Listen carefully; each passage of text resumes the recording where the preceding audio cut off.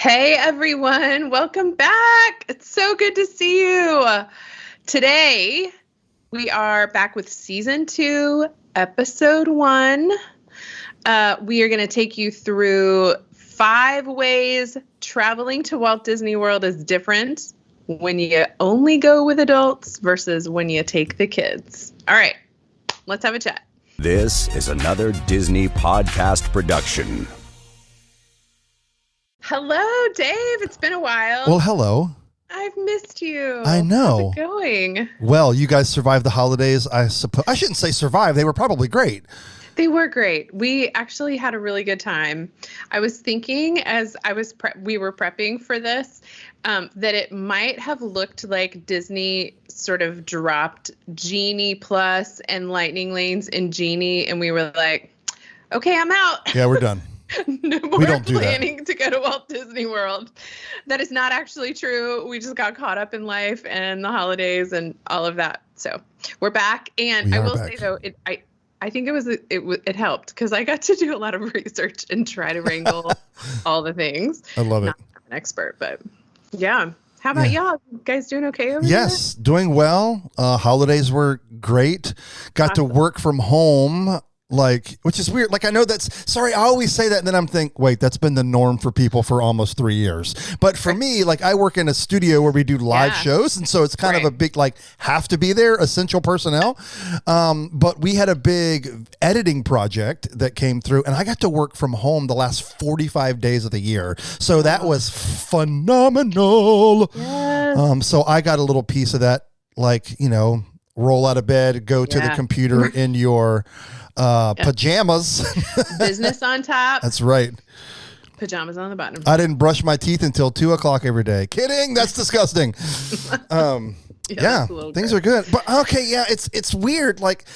It's probably a good thing that we took a break, at least from my perspective, on planning for the magic, because you asked me the other day and I do not I do not have a trip planned, and we can get into that now or we can talk about it as it unfolds the episode. I don't care when we talk. It's not that big of a deal, but there's literally a specific reason as to why. So I can unpack that whenever you let me know. Okay. No, I think I'm looking forward to having a conversation around that, because I do think, we alluded to this a little bit in some of our episodes in season 1 about the 50th anniversary. It's an 18-month yes celebration. When should you go? When could you go? Yep. So I'm sure that has a little bit to do. You guys were there right out of the gates in October. And so, and other than a $10,000 Figment popcorn bucket being released, not much has changed. I have to give props. Did you see the Universal Orlando tweet that went around yesterday? It was so smart. That was well done. Like yourself some popcorn. Yeah, that was great. Props to that social media. Clever devils they are. Mm-hmm. Yep. Yeah. Okay. So tell us what kind of. You don't have a trip planned? No. What are you waiting for? So what am I waiting for? It's funny that you would ask that. You would automatically know that I'm waiting for something. You, my friend, are a smart cookie. Well, I think you hit the nail on the head. You were definitely driving in the right direction. And that is just we, the crew from the podcast all met up and stayed on property and did a couple days before the 50th started. And then day 1 through 4, basically, of the 50th. Certainly some things have changed, right? It's been interesting to see their merchandise, I guess I'll call it schedule. I don't know if that was really their intention or if it just takes a long time for things to ship here, because that's definitely a real thing as well. So I don't know, but it makes sense for them to sprinkle it out a little bit to get people to come back if they want a certain thing, like a Figment popcorn bucket. Right.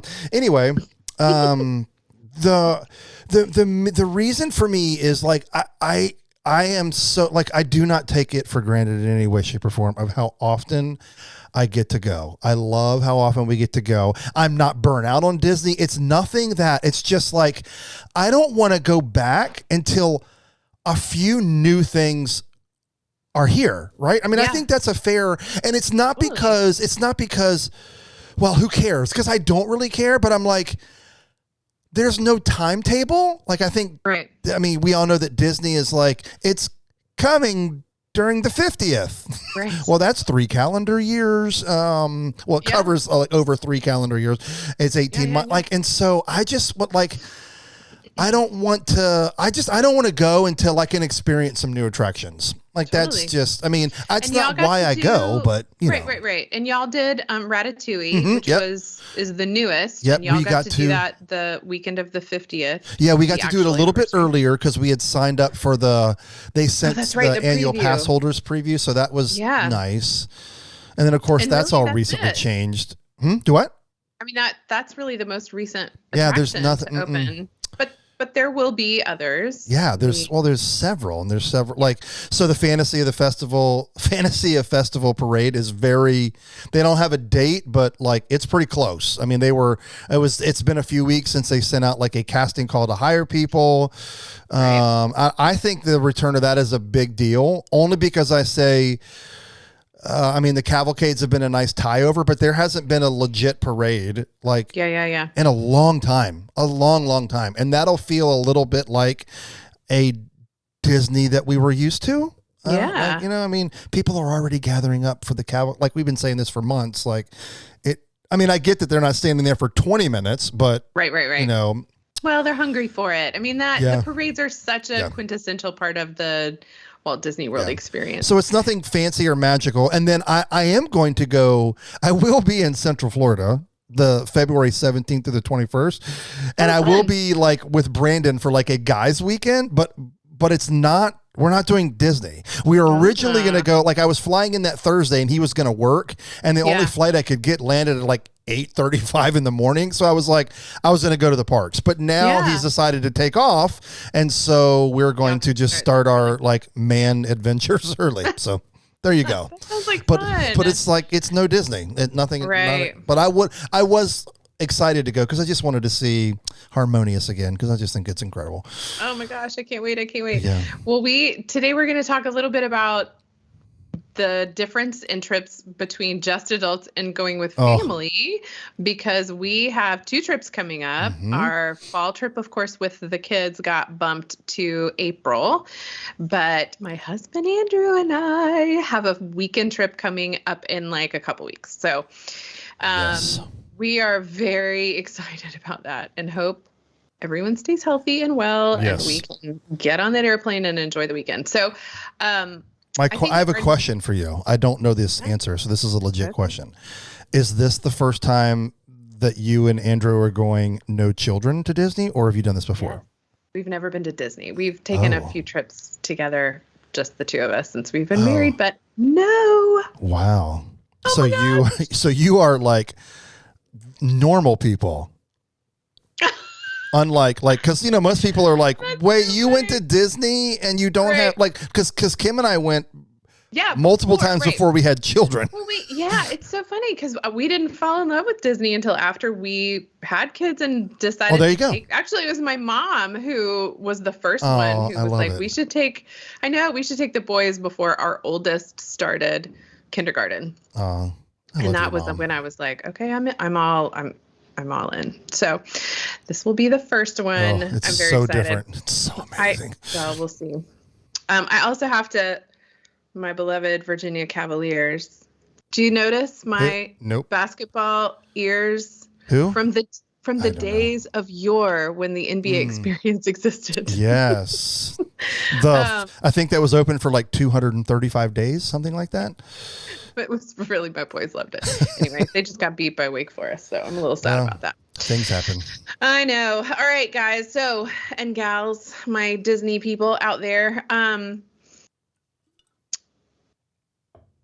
going to preface all of this by saying, of course, this depends greatly on your age of your kids, any of these 5, and the preferences. So some kids hang with more adult kind of things, or they're willing to stay out late or whatever. But I do think there are some general differences that are fun. And these are ones that we've been thinking about as we've been planning these. I've been planning these 2 different trips pretty close together.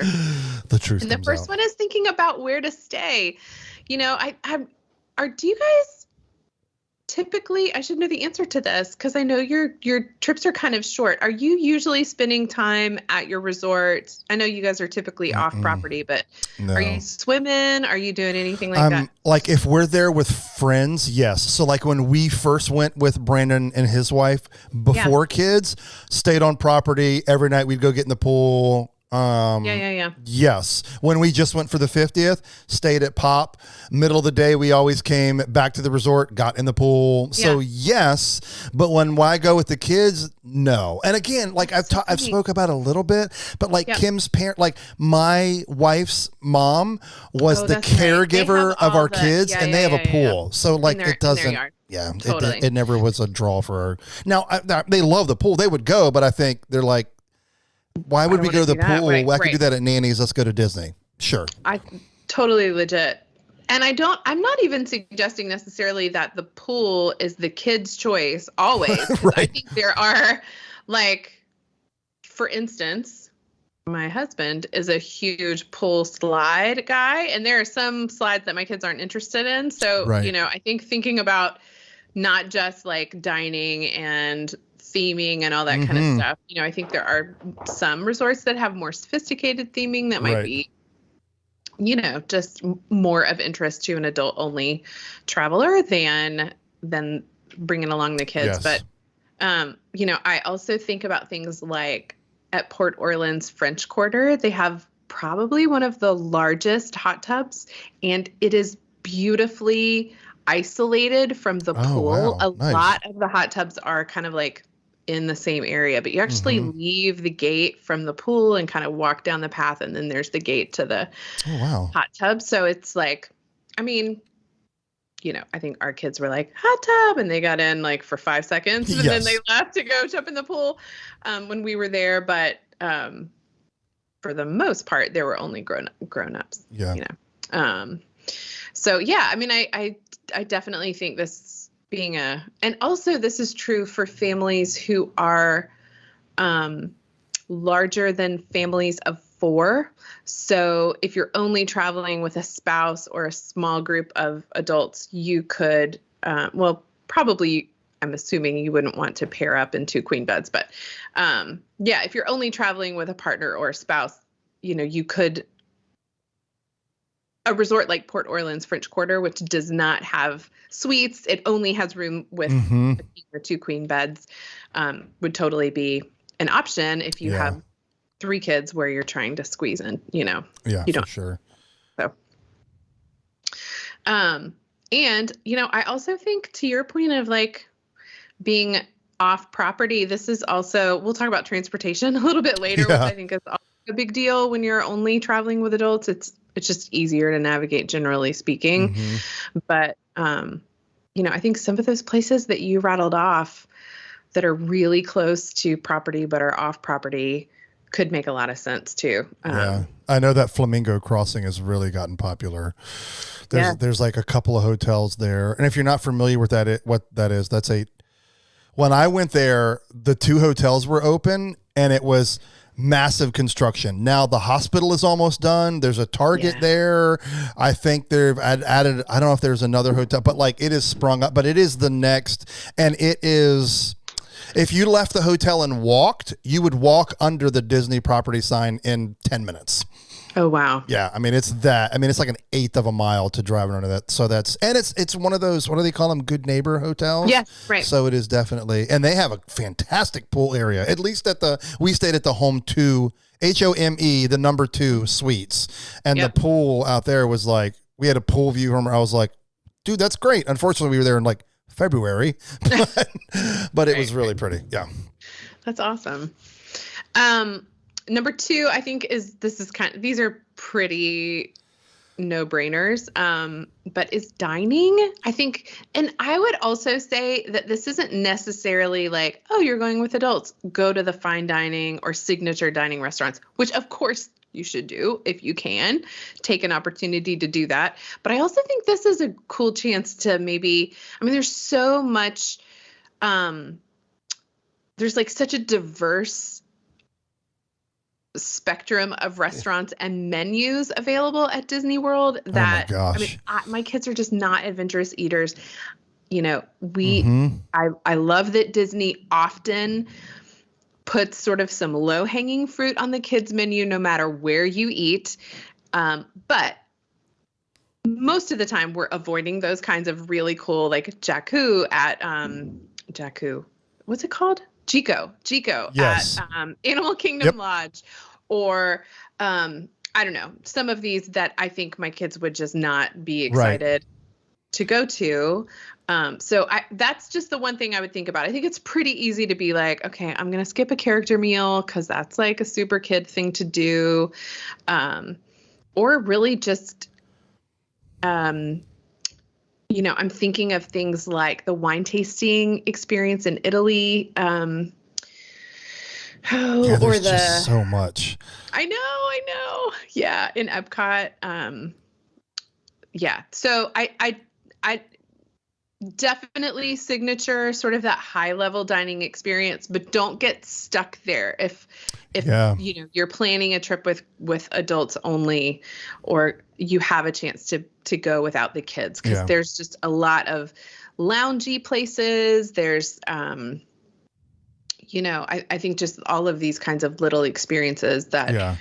Well, I think the biggest way to separate like this, when we went, right, like typically when we go with our kids, right, the restaurant choices are significantly different than when I go with adults only. I mean, and that's not really by design. It just allows you to explore different palettes, because like you said, like I think you fall into the majority of people, and when I say people, the majority of families that like, well, where we got to go where there's a hamburger, a cheeseburger, or chicken nuggets, right? And I get that all of those kind of places might have them, probably most of them would, but there's just that experience where you can go, like Disney should be known not only for their world-class parks, but their world-class restaurants. I mean, I would say they are. And this is like, these are the kind of times where you want to take advantage. Like, yeah, if you can't do 3 over a weekend, like what's your number one place that you've wanted to go, but you've been like, well, the kids aren't wanting to do that. Go do that. Like, this is your opportunity to go. And then if you love it, it was a home run for you. If you hate it, now you know, right? But I think that's one of the big separator, or I should say dividers, I think, when it comes to the like family trips versus adults trips, is you can, you know, and kids are going to be like, why are we been at this restaurant for 2.5 hours? You know, and it's like, well, when you're with adults, it's like, because we're freaking old and it feels good to get out of the heat and sit in the air conditioning and get drinks and have a good time and laugh and talk about what you like. It's a different pace when you're with just adults. So anyway. And I think it can also be a priority. You know, we are going during the Festival of the Arts, and the amount of time I have spent looking at the menus for the festival booths is probably more than any other thing that we have, that I have spent time planning on. And those are quick and easy too. That's what's great about that. Yeah, right. And I mean, that's just not something I would invest the time in when we're going as a family, because that's not the way we want to spend our time. Have you been to that festival before? No, I've never been. Oh, it is my favorite. Well, like, it's not even a close. It's my favorite one by far. No, we have. We went in 2013. Oh gosh, it's so different now. 15. Oh, 2015. Maybe not that different. But we didn't spend, you know, my kids were little. This is like, I wasn't anticipating and enjoying. But I don't know what your jam is like when it comes to the decor in your house, but go look at some of the prints. Like, I know you can only see, I don't know if you can see this one, but I'm pointing to what, so he was there and he signed it. And then I have another one that's right up here, just out of frame, if you're watching on video, which is a scene of like the Fab Five dressed up in like hula Hawaii gear. They're on the beach, right? And I like the guy the print was like $40-$50, and he was there and he'll sign it for you. That's awesome. And so these guys and ladies that are there, they're not just like, oh, here's some really talented artists that also do Disney. No, the one that's out of frame, the guy that did that artwork did background painted templates for both Stitch movies. He has done stuff for Lucasfilm. He's done stuff for EA Sports. I mean, they're no slouch. And then this guy that I don't know if you can say, I can't remember his name. I should look. Trevor Carlton. He is widely known. He acts. There's a video of him on YouTube of where he goes, like, before COVID and everybody could gather on. He went on like this little platform out kind of in front of the fountains at Epcot, and did like a Mickey painting in like 3 minutes.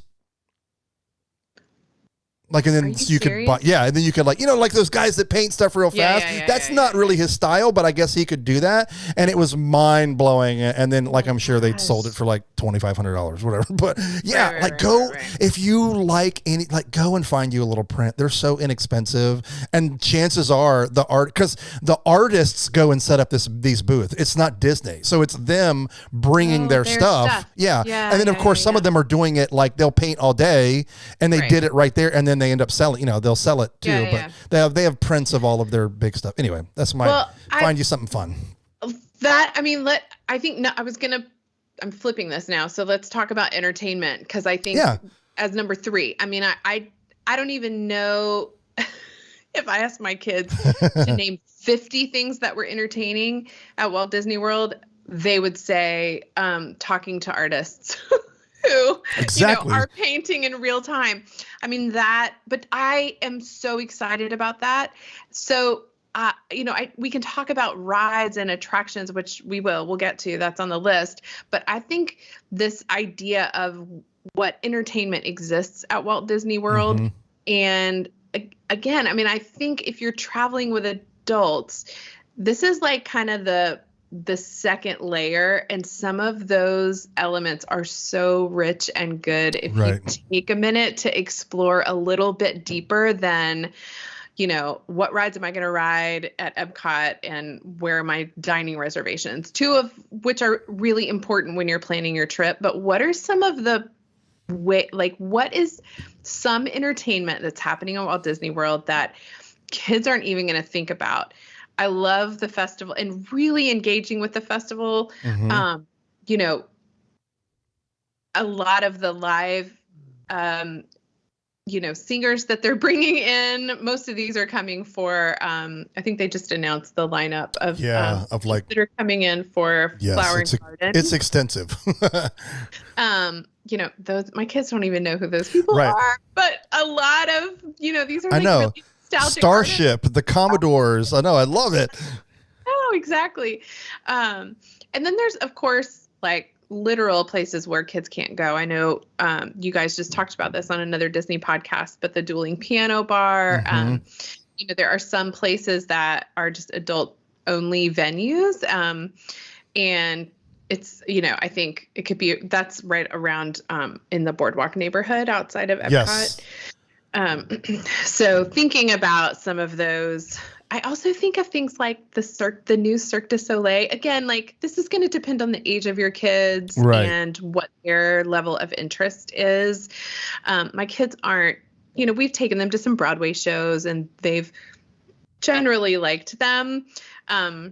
We haven't taken them to anything quite like the Cirque story. And in fact, performance. And I'm wondering with the Disney Imagineer Storyteller, if that would probably be one that they are really interested in. I've heard really cool things about that one. But there's so much of that kind of stuff that's happening that is, again, like, I don't think it's going to be the first thing you think about when you're like, what are what's the entertainment available? But could be really fun. I'm interested in the Cirque du Soleil show. I didn't go to the previous one, but I will say, like, top 5 experiences in my life. Like that's kind of a bold thing to talk about, right? Is a Cirque du Soleil show. I mean, it's in Vegas, but at the Bellagio. Yeah. But is these eyeballs right here. It is the most amazing thing that I've ever seen. Wow. Ever, like, as far as like mixing like storytelling through art and dance and music and water, because that's where that shit, like, it is.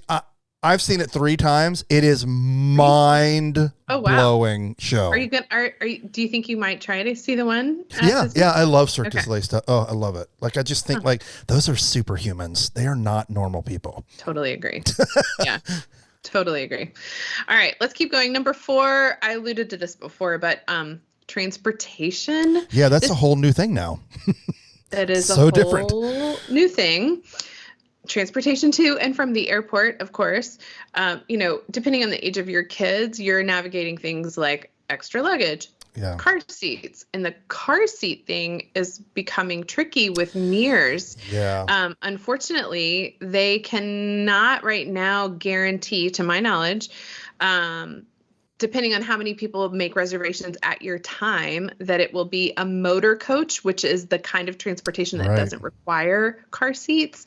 So that I just, my heart. Yeah, I feel like they have to figure that out. Like that's a them thing. Like if they want to be successful and being like, no, we're taking this over, they have to have a like you can't just be like, sorry. Right. Or like, hey, we have a bus available in 3 hours. Like, I feel like that's not going to work. But again, like they're their own business. They can choose to operate how they want to. But it's just bizarre to me that I saw that and I was like, like you've got to, like they've got to figure that out. Not you, I think. Just to explain. Yeah. So if you make a reservation with them, which they're the company that ran the Magical Express. Right. They have the same size buses, all of that, is that if you are coming in at a time where a large number of other people are not, they can put you in a smaller vehicle, which is a vehicle that would then require car seats, right? So, which are not required in the motor coach vehicles. And so it just becomes like, then you have to rent more unless you brought them with you. And so I definitely think, and these are questions about, are you going to be renting a car now from the airport? And when you're with adults, so far we have not made any reservation for our transportation to and from the hotel. And I've been watching like a hawk to see how Uber and Lyft, what their availability is, what their pricing is. And it seems to be pretty stable. So I will report back after our trip to let you know how that goes. I will say I was surprised at Mears pricing. I thought it was very affordable. Yeah. I was shocked. Like, I don't want to say it because I don't remember it, but like when I read it, I was like, like for a family of 4, that's not as bad as like it's. Well, I don't even say like it was a great price. It was a great price. So, which is going to be significantly cheaper than an Uber because it's one thing that if you've always gone and you've always taken the Magical Express, you're kind of lost in the moment, not kind of paying attention, and you got the TV going. Like, it's a little bit of a drive to get. And so like you're going to pay a little bit. Like, I mean, I don't know, but depending on when you go, it could be anywhere between I don't know, $60 and $120 for an Uber. Maybe I'm way off, but like, I feel like you can't do it for less than $40 or $80. Am I right? Or you've been watching it? Yeah, I've been watching it. It's usually somewhere between $40 and $50. Okay, that's good. So, and that's, the smallest, assuming you just need like 2 people in the back seat. So that's another part of this is assuming your adult only trip is a smaller party, then you could pull something like that off. If where you just need trunk space friends, for 1 or 2 suitcases. That's right. Yep. But then you also have transportation considerations to make within the park. Like once you're there, are you off property? Are you on property? And again, like, we're doing a split stay for a couple of reasons that we'll talk about when I'm prepping our trip and do an actual preview. But I think it's very likely that we will probably take a Lyft or an Uber from one of the properties where we're staying to Magic Kingdom. Yeah, I did that a lot. Yeah. So again, it's convenient. It's easier. You don't have to figure out if you need an SUV or a minivan. If this party is small, you aren't navigating car seats. You can think about a different, this is where I think you could really take advantage of staying at Animal Kingdom Lodge or my beloved Old Key West or some of these other properties that with kids, you're like, oh gosh, it's bus, or Coronado Springs where we stayed this summer and we loved it. That is bus only to all 4 parks. if it's just a couple of adults, you can really stay wherever you want and just lift an Uber. I do want to say, not to dive too deep in, but if you're staying on property, there's other things to consider, especially like we all know that there's no off season. So I do want to clarify that, but you are going, you and Andrew are going during a time where there's some ride refurbishments going on. It's considered the downtime if you were to ask Disney parks and maintenance. I'm just going to say that because they're not doing these types of things in the middle of summer. So there's less things to do. It's wintertime. The daylight hours are shorter. The park times are they close typically earlier. I say all this. One of the things that happens when you stay on property, and where I think of is something like, I won't know all of the, my mind's drawing a blank for, what are the mid-tier resorts? You got value. Moderate. Yeah. So some of the moderates, and I don't know them but I can give you an example of the value resorts. So they're like the all-star resorts. There's 3 resorts that basically are boom, boom, boom on where they're out on property. There may only be one bus. So when you're going, you could be taking there, but you could be the 3rd stop on that bus after a really long day. Or even worse, some of the, I just forgot it again. What is the middle ones called? Moderate. Golly. Some of the moderate resorts, you're like dropping off and then they have to go to a whole nother resort. So that is something to think about. So that is when time is money. And a lot of people kind of say that at Disney. At least I know the Daniels always say that. Like that's something to be aware of and think of. So I know people that stay on property and still take an Uber or Lyft. Yeah. No, that happened to us. Our trip in 2019 was October, November. It was not a race weekend and it was pretty laid back. And there were a couple of times that we had to go through all the Port Orleans Riverside stops there you go. Before we got to French Quarter. Not often, but it did happen a couple of times. Yeah, it does happen depending on the time or or depending on crowd level, depending on staffing. Like it's all of those things that go into play. So when you try to figure it out, don't, because there's like 12 variables that probably weigh into those decisions. Yeah, we just got a notification that park hours, it is not a holiday weekend when we're going. Magic Kingdom extended their evening hours to 10 p.m. Oh, great. I was shocked by that. I'm thrilled. Typically when that happens, it just, I mean, I don't think there's going to be a ton of people there, but typically when that happens, it's, our reservations are up more than we anticipated when we made that schedule, which is great because then you get more time in the park. Yeah. I have heard I do think there are a backlog of DVC points people are still trying to spend coming out of COVID we're still in the middle of COVID, but coming out of the 2020 year. I think there are a lot of kids who have gotten vaccinated in the months of November and December. And so families are ready to take those vacations that's certainly our case with the April trip. So I have read and have heard that January, February, March will probably be higher this year than in previous years and it's the 50th and all of those. So all of those things are aligning. I think it is a good word to just be aware that crowds, I think, are going to be high for. Yeah, we should talk about that as it gets there and starts to unfold. Because if you think about it, the 50th started in October, right, of 2021. So that's school year, right? And then, depending on what, we'd all love to pray, hope, think, cross fingers, whatever it is that you do, that this Omicron is pointing us closer to an endemic state. Yes, again, I'm not going to fall for that trap, even though I'm hopeful. I'm very hopeful, but I also think that the American public, gosh, I'm doing a lot of assuming here, but I think people just are like, we're going to have to live with this and we got to figure it out. And so if people's mindset are that, and you're talking, this is the first spring break and summer that we're coming, of the 50th, I think we could be looking at some record crowds that we haven't seen since 2018, 2019. I think that's right. Worth paying attention to and following for sure. Absolutely. And that is informing the way we're traveling, in April. I mean, we don't really care what we do, frankly. When Andrew and I are there, we're just going to be like, what? Yes. So our planning, it's funny because I've struggled a little bit more trying to decide what to plan for the adult only trip. Interesting. Like, I have so much clarity about, okay, this is how we do it. We'll do 1 or 2 character meals. We aren't, like, I know how to plan for our family.